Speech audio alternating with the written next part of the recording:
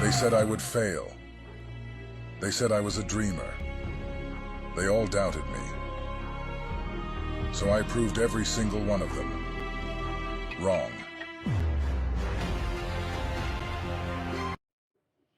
Welcome to Noble Talk, the podcast before Christmas. Thank you for joining us, and I hope that today we have something very special in the fact that we're going to talk about starting a business and successful attributes for the most part. What does it take? What does it require to get out there and get something done? And what are the steps necessary for that to happen?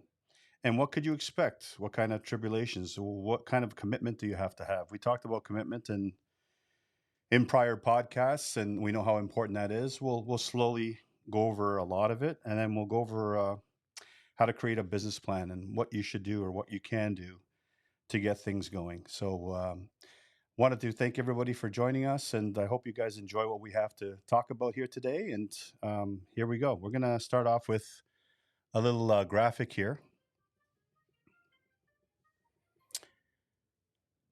And this graphic is essentially what you can expect from the success journey. And of course, we talk about risks and the fact that you give out everything. You're about to encounter or embark on a journey in which security or sense of security disappears because now you're entering into a risk phase. Now, what is this risk phase? That steady paycheck, that sense of certainty that you're going to get a paycheck at the end of the week basically disappears. You have to essentially bank on yourself. There's nobody else to bail you out. There's your risk. Are you willing to take that risk in order to accomplish success? Now, before you take the risk, there are steps prior to that, and essentially that's planning. What are you going to do? How are you going to do it? What are you going to do differently than everybody else? And if you can sell yourself into the risk situation by being certain of this journey that you're about to take, then you start or you commence the whole idea of number one, success or starting a business. Because believe it or not, they have the same steps. And that's why we have the graphic up. And risk is one thing. And you'll see that you're going to have the next step is doubts. And this is where the friends and family start interjecting, being the little snake in your ear saying, what are you doing? You have something good, you have a steady job, and you have food on the table.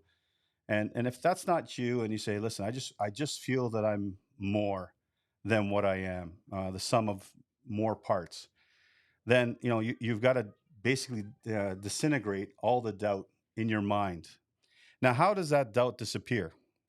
Well, that doubt starts off with something very, very simple: gathering the information and the knowledge to commence your procedure on either opening up your business or basically deciding I'm going to be successful no matter what.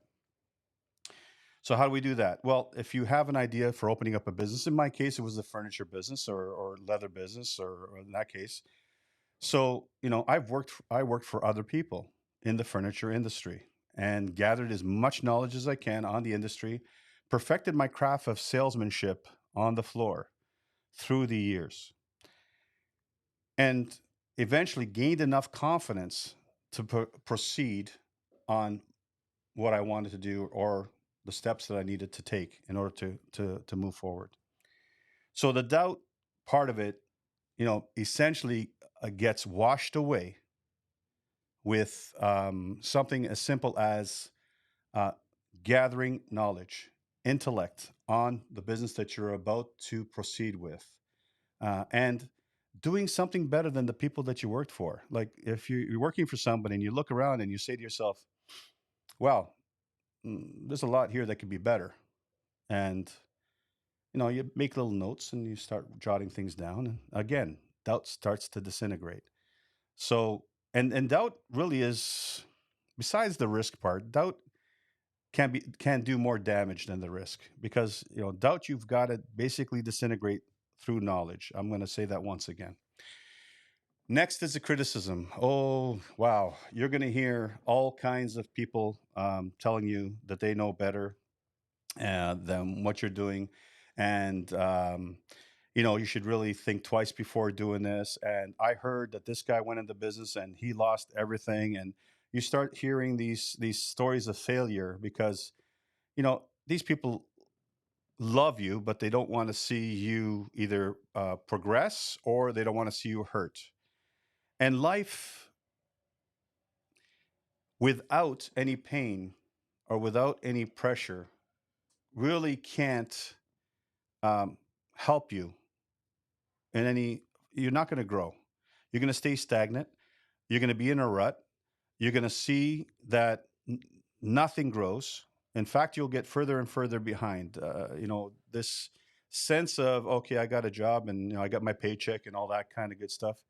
Um, you know, that hinders you and gets you into that comfort zone. And we mentioned in prior podcasts about getting stuck in that comfort zone and being very comfortable in the blase of life. So you don't you could take the criticism all you want, and you could take some if it's valuable. For instance, don't get into business until you hook up with a really really good lawyer and a really really good accountant. That's a great criticism, sense of almost advice. But what are you doing without an accountant or a lawyer to set you up? Of course, if you're going to start a business, you got to incorporate.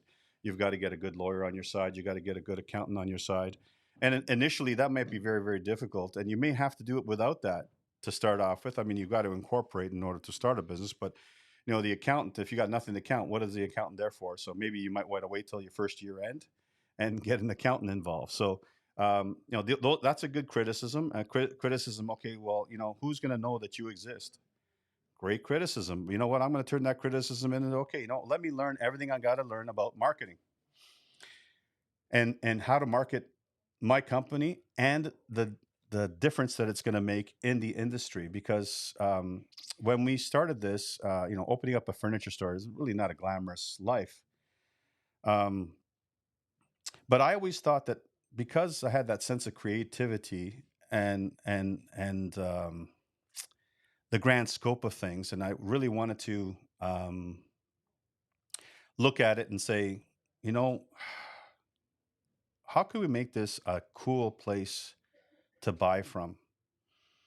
And that was my challenge to myself, and a criticism. Oh, why you spend all that money on your store? There's a criticism. That's quote unquote a criticism. Why spend all this money on the store, making it look the way you want it to look like?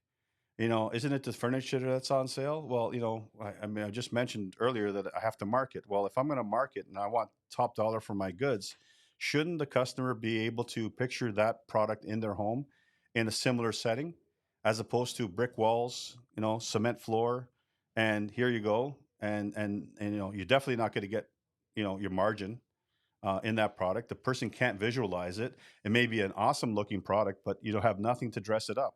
So, merchandising, marketing, they go hand in hand. In our company or in my business, I became a student of merchandising and marketing. I wanted to find out what people thought about us. I wanted to find out, hey, the eyes when they walk through the store, are they impressed? Are they not impressed? What can I do better? But when customers come in and say, "Wow, this place is really cool," I can almost picture living here. Well, then I've done my job because I've made the customer feel comfortable. And the criticism of opening up a store and nobody does well, that's gone to the wayside, because now through the criticism, I go to myself and say, so, you know what? I want to make it an experience. I want to make it so that the customer really likes to be here. Criticism, a lot of hours. There's a lot of hours in retail. Well, I mean, I don't know anything that's worth your while that you're not going to contribute yourself, your full time, in order to be successful. Believe me, when we started, there was a lot of years where I wondered what the heck we were doing. And over time, there have been peaks and valleys in the whole world of business, and most companies don't last past 3 years. So that was always something that was looming in the back of your brain. Okay, and then once you hit the 3 year, okay, now let's make it to 5 years, and let's make it to 10 years, and it's 20 years, 25 years plus that we've been doing what we're doing. So obviously, there's something on the table that we've done correctly. Um, I like to look at criticism as, okay, you're criticizing it, but what can I do to take that criticism away? Number one. Number two is, how can I turn that criticism into a positive for myself? So, criticism could also be used as fuel to get to your end goal. So, that's you're going to get criticism. You're going to get criticism by your grandmother, your father, your mother, your wife, your kids, whatever. Criticism is all part of it. And you've got to embrace it. You've got to prove them wrong. In the beginning of this podcast, they all said I couldn't do it, and I just did it. That's got to be the underlying pulse of what you do when you start a business. The end all be all when you start a business is failure does not exist, and you've got to just envision success. If you envision success, chances are you're going to have it. If you envision problems coming or you're forecasting problems coming, guess what? That storm's coming. Those clouds are coming. Those lightning bolts are going to hit you. But if you're prepared and you're disciplined and you're able to run your business the way it's supposed to be run, a lot of that disappears. So that's my little column on criticism. Rejection. Okay, rejection. Rejection is one of those things where you got clients coming through your door or not coming through your door. The message that you're portraying or the items that you're selling, nobody wants. That's a huge course of rejection. Um, Rejection can also stem from the fact that you're trying to finance your business, and you'll find that no, you're crazy. I would not invest a dime in that, and that's rejection and criticism at the same time. But rejection can happen in many forms. One is you're trying to get a place, and in order to get a place, you have to have a history of success in order to lease that place, or you're leasing it for um, far more. So re- rejection is part of business also. So when I'm in front of a customer and I'm looking to do what I need to do in front of a customer, and that's trying to sell the customer or trying to get the customer facilitated into the product that they want. And you can do two things. One, you can be heartbroken that they didn't buy from you. Or two, you can say, what did I do wrong? Or what did I lack in my presentation or in my product to sell that customer? And have rejection fuel you in the fact that, okay, rejection is a problem. Rejection is a problem. What's the um, contrarian idea to rejection? That's acceptance. How do I make them accept our product? How do I get them excited about our product? How do I do all this? Now, if you use the rejection to fuel your idea process, guess what? You're going to start coming up with answers. Next customer comes along. In our case, the big objection is I got to measure. I got to measure my room. I'm not sure it fits. And a lot of salesmen who are weak will say, okay, well, you go home and measure, and then we'll be back tomorrow. Now, a more experienced salesman may say, do you have a photo of your room? And some of them will say, yes, here you go, have a look. And knowing what I know of the industry, I can tell you if that sofa is 86 inches, 84 inches, 92 inches, just by looking at the photo for the most part, because I've done it long enough.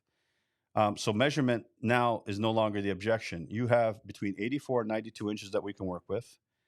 Looks like that's a pretty deep seat. It looks like 38 to 36 is what you're looking at. I have a lot of models in that size. Let's take a look through it. Again, objection, which is rejection. Answer, future plan. Take that objection away, move forward, and that's how I did it. So I use rejection to actually fuel me into answers. Um, life is not smooth, and not everything goes your way, and sometimes just disappointment breeds rejection. um, but if you use rejection, flip the coin and say, okay, how do I fix that, and how do we move forward from that, and what do we have to do to make things work. um, Very important on that step. Then we go to discipline. Okay, so discipline is putting your 100% into everything you do and not skipping any steps. On the sales floor, I find the least effective salespeople are the ones that skip steps. What are the steps? Well, if I'm disciplined, I know the steps is I got to greet the customer. I've got to make them feel comfortable before we even start the process. That's step number one. That's the greeting. I've got to make sure that they know that they're talking to somebody who knows what they're talking about. I got to also make sure that that customer is comfortable with me talking to them about, solving their requirements for either their furniture needs or anything else. And this applies to any business. It's just not just the furniture business. As a salesperson in general, you got to break down walls. Every consumer that comes to you has a built up wall, and they have that typical stereotypical salesman in the back of their mind that they're going to do everything they can to get away from, because they just make you feel uncomfortable. I want to say that, master your craft of selling if you want to get into business. Um, it's very important. Like, I honed my skills in the sales end of things before I even started business. I knew I was creative. I knew I can do whatever I can do. But without sales, and I tell this to my son, and my son and I always laugh about this. Sales always solves every problem. It seems. If you can increase your sales, you can afford solutions. If you don't increase your sales, or you decrease your sales, or you start counting your pennies when it comes to marketing or merchandising, you're only going downhill on a slippery slope. It's just a horrible thing. So, discipline in sales, discipline in spending money for your business. Make sure that what you put your money into, for every $1,000 you spend on an expense, you got to get at least $10,000 worth of revenue to cover that expense. Have that in your mind, because it's not just $1,000 you spend; it's the amount of money you're taking away from rent, the wages, and all the other aspects of running a business that just don't disappear. If you think you're going to sell something and make a $10,000 deal and make $1,000 on it and think you did well, you'll quickly find out that that's not the way. And there's a lot of businesses that start off that way that really don't last long, because you're only doing an injustice to your customer or your consumer, that if you're not there to uphold either a warranty issue or be there again for the next time they want to purchase, or make sure that they feel solid about they're getting their product. There are a lot of clients that buy from people and then they quickly close, they lose their deposits or whatever, because they're buying off sketchy type retailers. So being disciplined with your money ensures your success. Being disciplined in where you dedicate yourself to working. What am I going to work on today, and how do I finish it from start to finish, and really be disciplined and says, I'm not leaving today till I get this done. That's a form of discipline.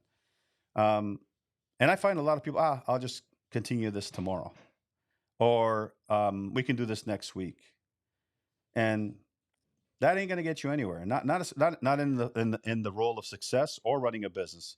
A customer calls with a problem, quick execution of solution tells the customer that you're in it for them. You want to make sure that they're happy. And that's a discipline act. You've got to answer that phone call, as uncomfortable as it may be, address the problem, form a solution, give them an answer, and that's all discipline and systems. But discipline is very, very important. Know where to allot your time. If you're at work, you're working. You're not doing anything else. You're working. That's a discipline. So discipline, obviously, a very, very important role in running any business. And lastly, of course, hard work. Well, there's nobody's going to tell you that it's easy, and it shouldn't be easy. Otherwise, it wouldn't be fun. Um, Hard work, rolling up your sleeves in the beginning when you start a business. You're the washroom guy. You're the delivery guy. You're the guy who's mopping the floors. You're the guy who's doing everything that is necessary to run a business. Um, so, you have a form of humility there, but it's a lot of hard work. In our case, we executed a plan where we did home shows, and it was like setting a new store up every week. Um, that's hard work. It's a lot of hard work, and sometimes, even though you're home at 5 or 6 o'clock, 8 o'clock, 9 o'clock, 10 o'clock, whatever it may be, you're still kind of working. So success demands all these attributes.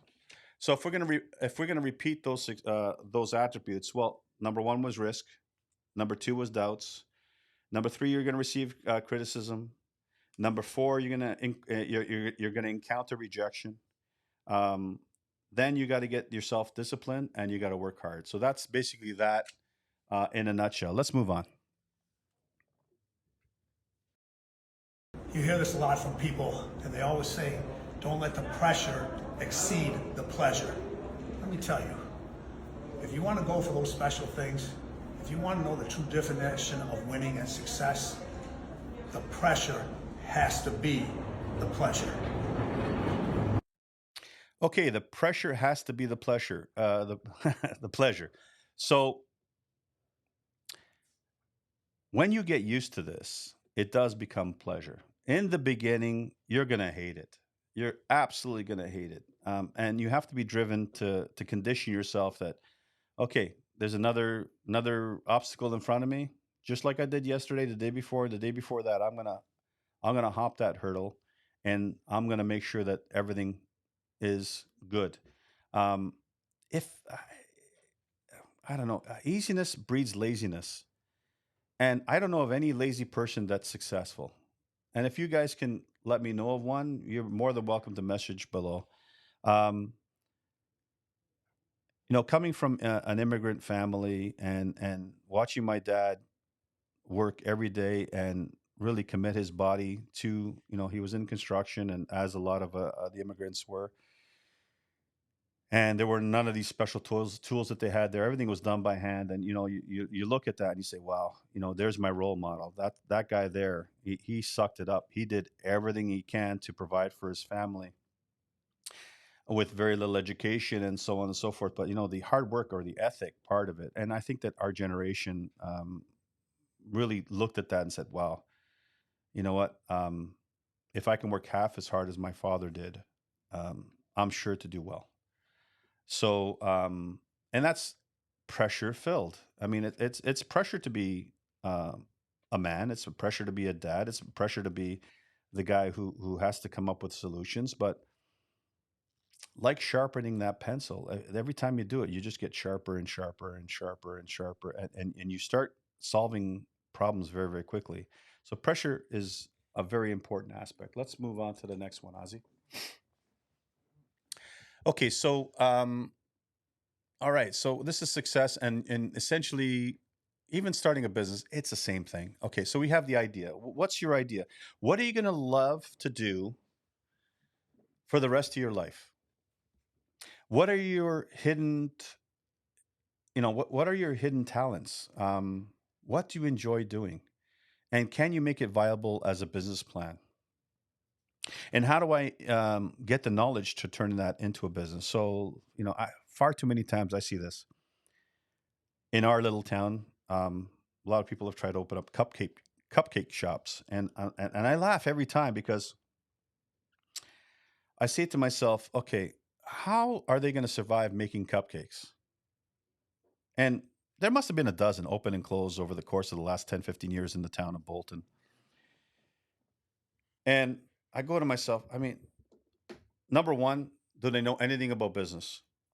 And chances are they don't, because essentially, okay, you have let's say a $2,000 rent, or you have expenses like heat, hydro. You've got to get all the ovens, and you got to get all this kind of stuff. So just to start, never mind, you're into it 25, 30, 50,000, whatever the number may be, is what it is.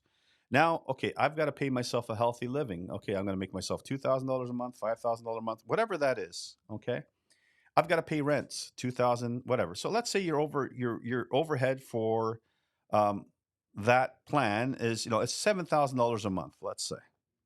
all right, how many cupcakes do I have to sell just to cover that expense? I don't think anyone does the math because, a cupcake, what are you going to sell a cupcake for? Ozzy, you know what a cupcake costs at Tim Hortons? $1.95, $1.85, let's say. Okay, so $1.85, $1.95. Of that, let's say I'm going to be generous. $1.10 is profit. That means I've got to sell $15,000 worth of cupcakes a month just to cover my expenses. Now, that's a lot of cupcakes. And that's your plan. You're going to just sell cupcakes. Now, they may be the most beautiful and tasty cupcakes you've ever tasted. But what more can you offer? Okay, well, maybe you can add coffee to the mix, and we could increase our model there. And if you do that, that helps. Um, do I have a nice place to sit at and enjoy my cupcake? Do I have services like if people are having parties and you can provide cupcakes for birthday parties? Maybe get into making cakes and increase the number of ways that you can make money. Too many times it's a cupcake and a cupcake only. And, a month, 3 months later, they have to close down. And this is their livelihood. I feel horrible. I don't laugh at them because I feel horrible. They put their whole life, and they had the guts to execute or try it, but they didn't gain the knowledge through either working for somebody else in the same type of business who is successful that you can role model after. That's the crucial part of your idea, and probably should be the next step being the plan. The plan should be the ideas are fast and furious. But the plan should be is that okay? I've got to gather everything I can, look at the competition of that idea, and who is the most successful, and can I duplicate that or make it better before I even execute my plan? And that's part of the research. That's part of the intellect. That's part of the charm of starting a business. And even goal setting. I mean, this is everyone idea. You got to get a plan, and the plan should be, engaged in the fact that let's gather as much information we can in relative businesses to what I want to start. Now, if that business fails itself, as far as I can't see anybody that's successful, maybe you chose the wrong field. Choose another field, and and execute the same system. Your X's and O's, and your boxes should be filled or not filled. And am I going to enjoy that? Am I going to dedicate my life to that? Because this is not a situation where you start and if I fail, I fail. No, no. This has got to come in. I'm going to start this. I'm going to be successful. So in my case, I would rather you guys wait, 6 months gathering the information necessary to execute a plan, uh, gathering every criticism, objection, turning it into a positive. How am I going to make it better? Then just go ahead and okay, I'm going to rent that shop there. It's available. I'm going to make cupcakes and cross my fingers. I got no marketing plan. I got no marketing strategy. I got no wise name for a store front. I've got none of this, but I'm going to open that cupcake shop. Um, Please, do your research before you get into any type of business. And I mentioned the cupcake shop because it's been done so many times that maybe somebody becomes successful in it, but I'm waiting for that person to come in and maybe surprise me in the fact that okay, this guy did his work and he knows what he's talking about. She knows what she's talking about, and she she cooks a mean cupcake. She also does decorate some fantastic cakes. She does XYZ. She's super successful. He's super successful.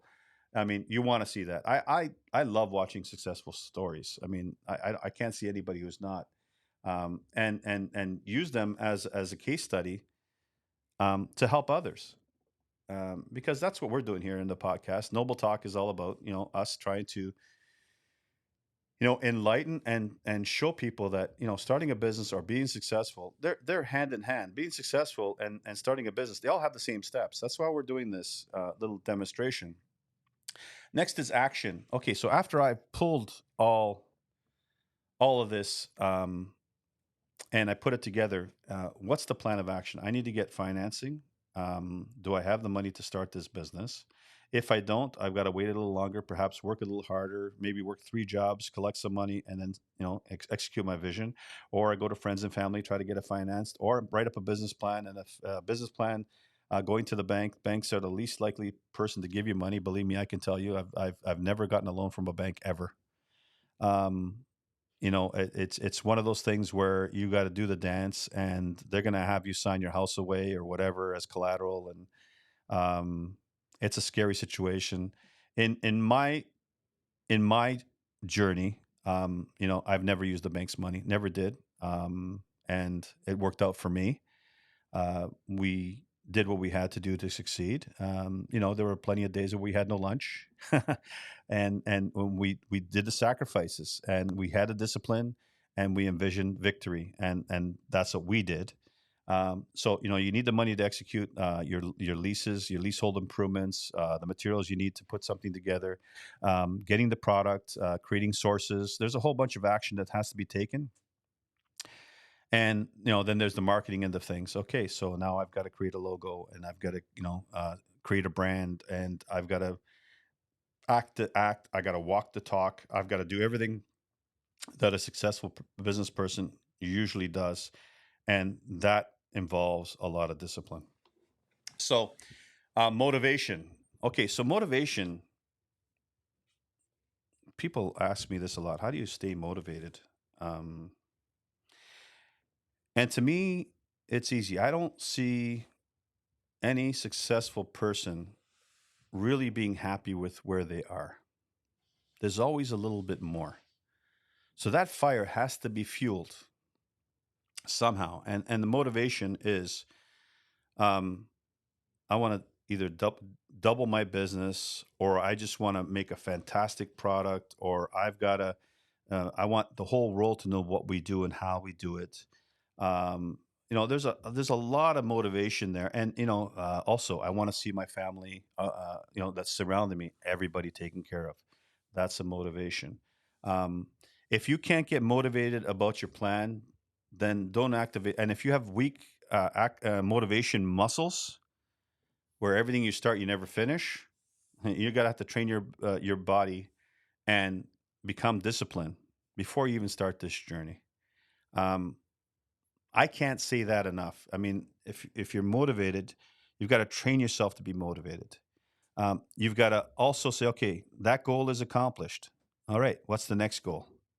And almost be hungry for it, because that's how motivation just gets and through your success, and every time you hit a goal and you succeed, that's more energy to the next one, and to the next one, and to the next one.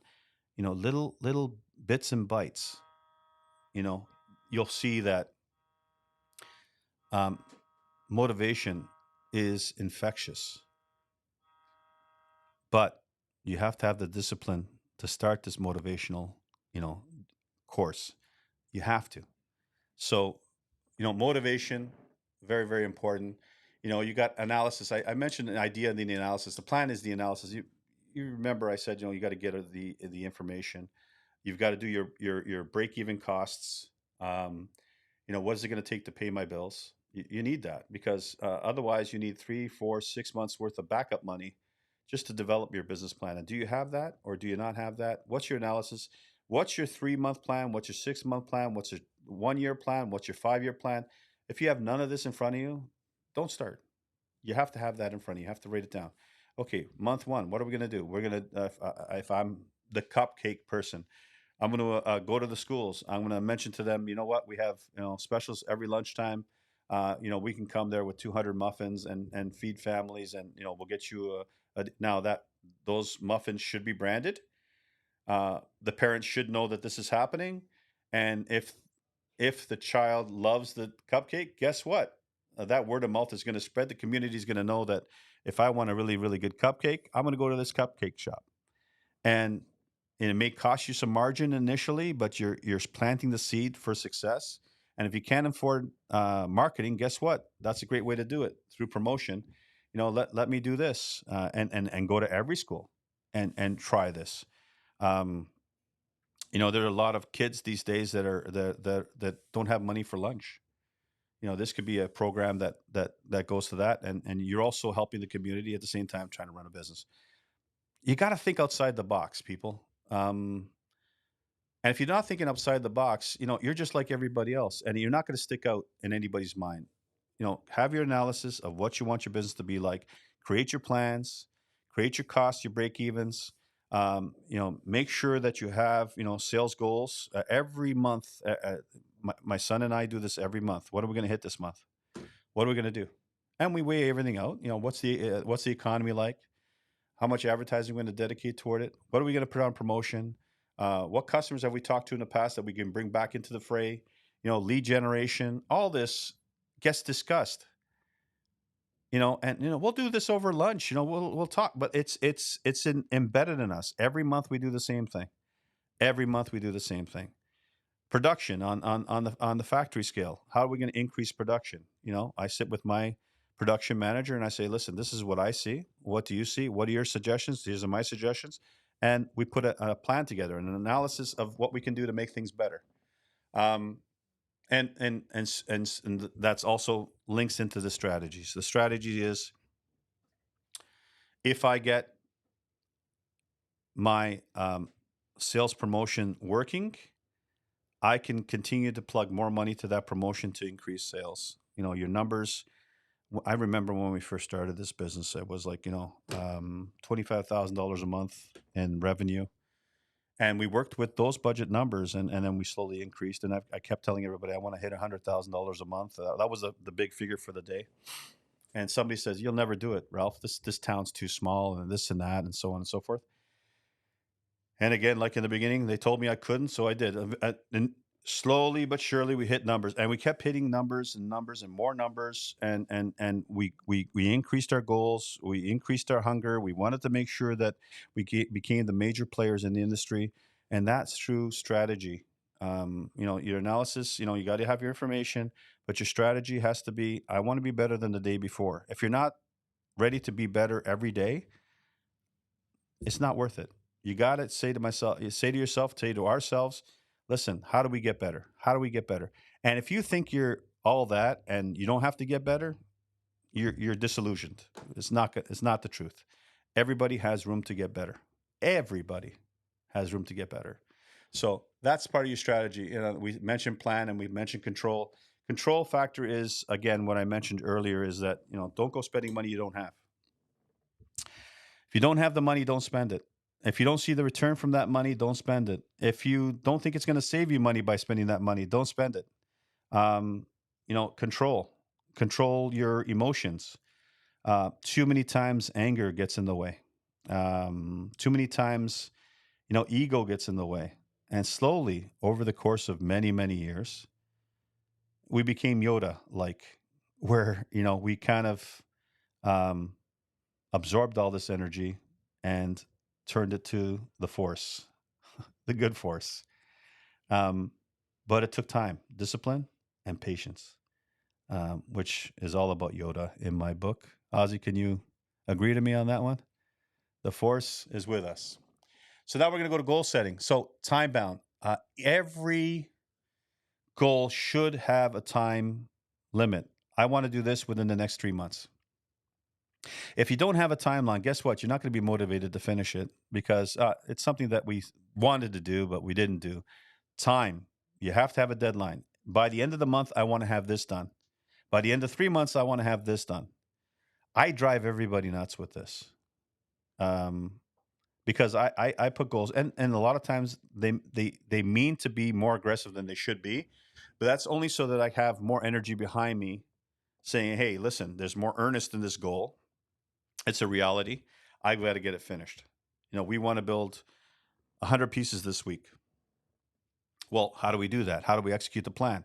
Who do we have to hire? What do we have to do? What products do we need? What strategy? What plan? Even just execution of something so huge. What do we need to do? These plans have to be talked about. And in executing that plan, by time, say, you know what, in 2 weeks, I want to have all these frames here. I want to have all this product here. I want to have all this leather here. I got to have these people in place. I need all what I need to get going. And these are the goals, time-driven goals. Relevance. Um, is it an important goal? There are a set of important goals, and there are sets of goals that are not so important. You have to prioritize what goals are the most important to you. Not all goals are going to go through fruition. So, like energy for each goal sometimes is exorbitant. You're going to find that you need a lot of energy to execute one particular goal. So you have to be realistic in the fact that, okay, I've got these three goals this month, and those are achievable goals. Yes, they're going to be challenging. Yes, but they're achievable. And then I got these three goals. I call them by the way goals. If we can hit them, great. If we don't hit them, then you know what? Maybe we'll put them on to next month's challenge. Um, Attainability. We mentioned the attainability. Attainability of the goal is also. It's just funny how I just look up and I'm saying, we just kind of talked about that. Is the goal attainable? Is the goal feasible? And if it's not feasible, why is it not feasible? And how do we correct that? Attainable. Yes, a lot of our goals are attainable, and a lot of them sometimes, it's that miracle Hail Mary pass. Um, but you'd be surprised at how many times when you visualize something, something happens. Measurable goal. Is that goal going to scale you up? Is it something that is going to make life better for you? Is it something that is necessary for you to grow your business? Is it necessary and measurable in the fact that are you going to become more profitable by doing that? Are your customers going to see more value by doing that? A lot of things that you can measure. Are we going to receive more phone calls because we just part of my goal was introducing a new product, and that product seems to hit fire, and that's uh, a measurable goal that you can see how people are reacting to your project, which in total is a goal.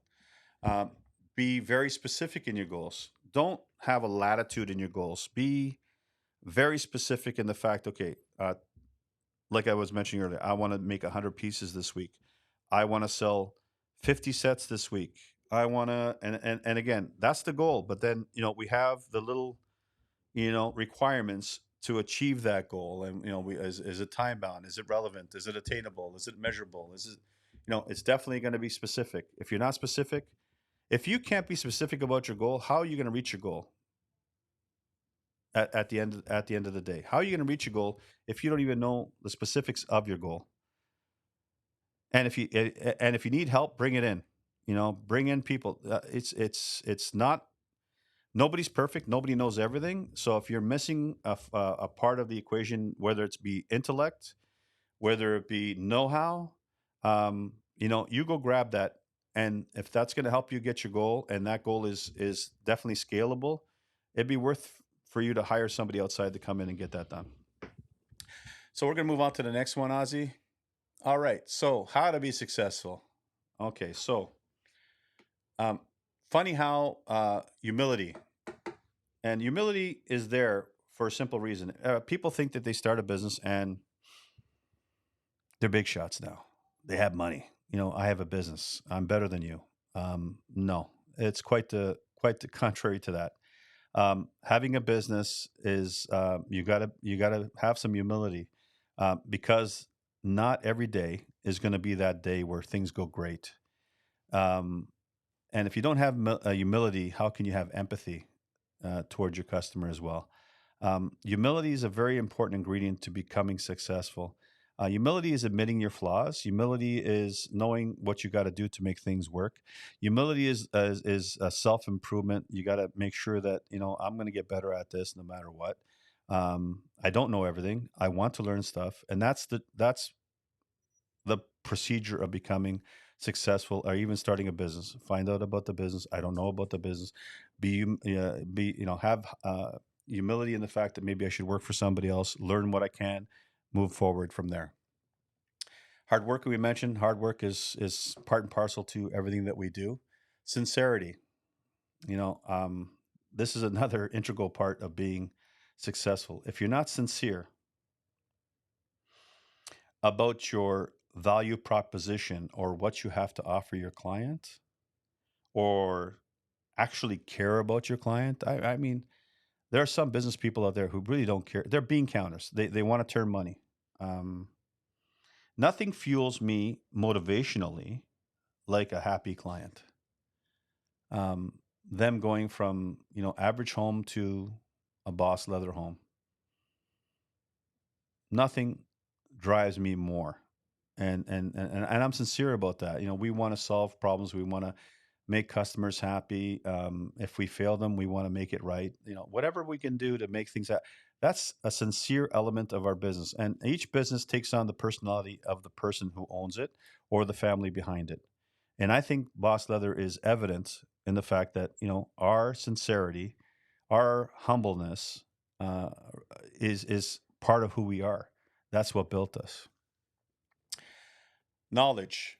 Wow. I think in knowledge, we continue to learn and gather information of our industry and of other industries.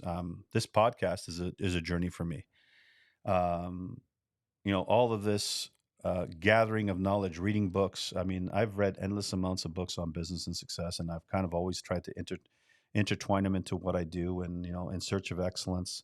How grow and be rich, and Napoleon Hill's books, and Tony Robbins, and a whole slew of them that I've read over the course of the years. And I just grab as much information I can and try to make it relevant to what I'm doing. Knowledge you should never stop learning. Never, never stop learning about either how to make your product better, how for yourself to be better. What do you have to do? Increasing your vocabulary, being more fluent, talking in person with people or in public with people. Knowledge is king. I think that knowledge pays a lot of bills. If you think before you talk, that's knowledge. So knowledge, keep learning, keep reading, keep plugging, learn as much as you can on a daily basis. And all that will eventually lead to success. Now, the opposite side of the scale is, okay, you know what? We're successful now. And how do I screw this up? Well, screwing it up, becoming a cheat, trying to fool your customers, trying to pull a fast one on your customers. This is a quick way to lose trust, and building a business with trust, believe me, is a long journey. And to lose trust is a quick journey. And you will find yourself really in a bad spot very quick if you start cheating your clients. Ego. I am the best. I am the only one. I am this. Ego starts talking. You're in for it, because again, you have no humility, and ego takes over. And who are you to tell me this? Um, that kind of conversation happens, and I can tell you that there's no room for ego in the room. Sometimes it creeps up. You give yourself a check and say, "Wow, okay, yeah, I better just hold back on that one." But people who are going to fail are going to say, "Well, we're better than this. Who is that client to talk to me like that?" Well, that client is the reason why you're there, you idiot. I always tell every client that we talk to or I talk to, no client, no me. And if you can't get that embedded into your skull, and you think it's you that's so great, you know, um, the customer makes you great with the offerings that you provide.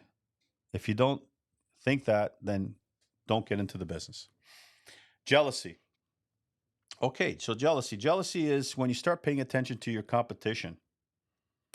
Jealousy is, when you're measuring sticks with other businesses that have nothing to do to you. Well, that guy just bought 3 Ferraris, or that guy bought whatever houses or whatever, and now you start. Okay, well, how do I make more money? Well, then the cheating thing happens, and the all this other starts creeping in, and you want to measure up to the Joneses. Well, that was never your game plan. If it was, then again, don't start the journey. This last scale, and then laziness. The opposite of hard work is laziness. What did I mention earlier? I don't know of one lazy successful person out there. Doesn't exist. There's no sloth with a suit on looking to do big numbers. He's looking to look at a couch, lying down, and he ain't moving. That sloth ain't going anywhere. Let's be the cheetah of the life. Let's speed through life. Let's work hard. Let's do what we got to do, and move on. But don't get lazy. Let's move on to the next thing, Nazi. All right, here we go with a commercial. The Boxing Day.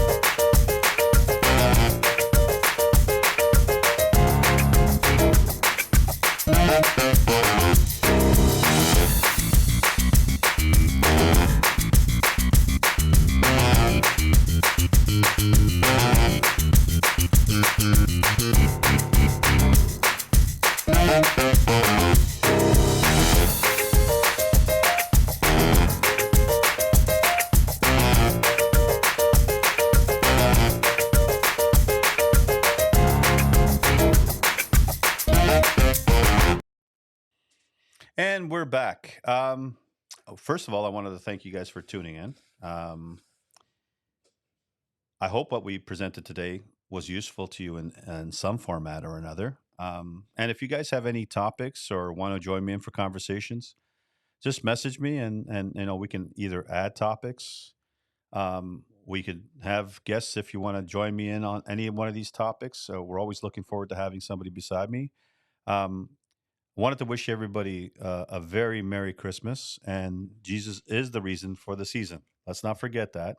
Family and friends around us really make life worth living. And I can't, thank or have enough gratitude for the people around me. I also wanted to talk about, moving forward for 2024. We may have a show next week. Ozzy and I are discussing as to what day, if it is. And if you guys have any topics that you'd love us to talk about, again, please just message me in either on the Facebook or on Instagram. You can direct message me, and I would be happy to go over that with you. Again, December 21st, we log off for another podcast, and I want to say thank you very much.